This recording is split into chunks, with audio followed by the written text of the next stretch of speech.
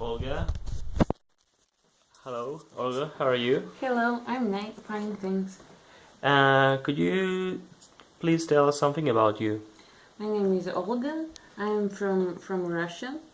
I'm working like a scientist now. I'm working in Barcelona, and before I worked as a scientist in Moscow. Mm-hmm. But originally, I'm not from Moscow.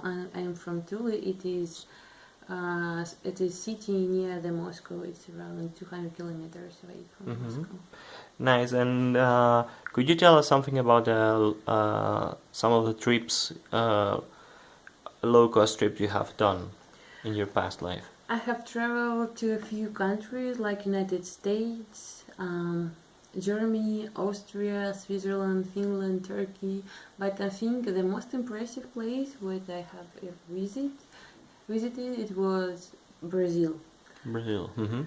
I went there with my training group. We are practicing capoeira, Mm-hmm. and capoeira it is some kind of martial art. Mm-hmm. It was invented by black slaves for self-defense.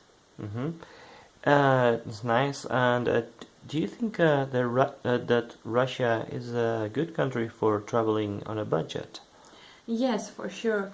Russia is one of the best country for traveling because it is the best country in the world, and Russia is the Russia is much cheaper than the most European Union countries. For example, in Russia you can find very cheap transportation like metro, by bus, by tram, by plane. You can find very cheap and good quality food. You can find cheap hostels, but not hotels for sure.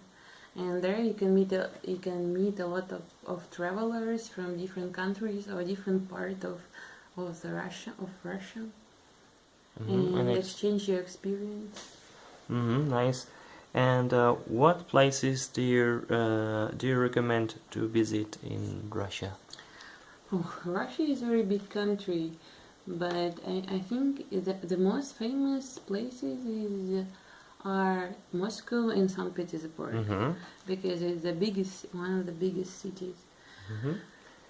For example, what places do you recommend us to visit in Moscow? I recommend you to visit in Moscow the historical center.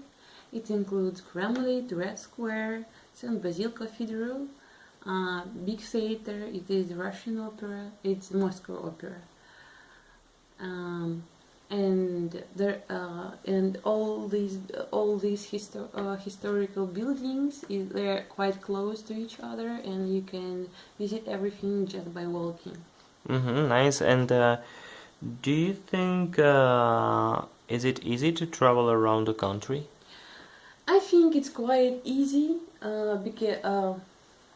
because the transportation is quite cheap, and you can reach any place by train or by bus. But I think for foreigners it could be quite problematic the language because most of Russians do not speak English, and you can find English speakers I think only in St. Petersburg or in Moscow. Mm-hmm. Yeah, that could be a problem maybe for some travelers.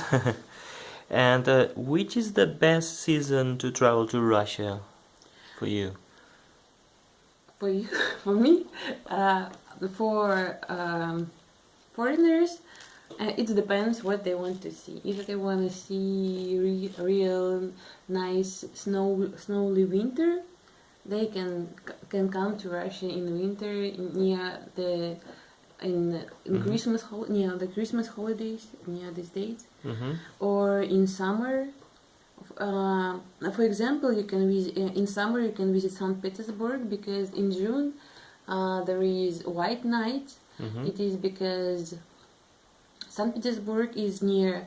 The White Knights. Yeah. Yes, White Night, Mm-hmm. near polar Circle. No? circle. Yeah, and it means that during all night you can see daylight, so you can walk around the city all the night and enjoy this strange atmosphere of the city. So it never gets dark Yeah. then. It's all day long. It's daylight. Yeah. It's very strange that. That's because it's in the north, near the polar circle, Yeah, no? exactly. Okay, and do foreign travelers need to apply for a visa when they traveling to Russia? It depends on the country. But for European Union citizens and, for example, for United States citizens, yes, you need to apply for visa. But it's quite simple, not too much documents, and the price for visa will be around €60. Okay. So welcome. Yes, we will take that into account. Okay, thank you very much, Olga, for Thank you. sharing your experiences with us. Thank you. Bye.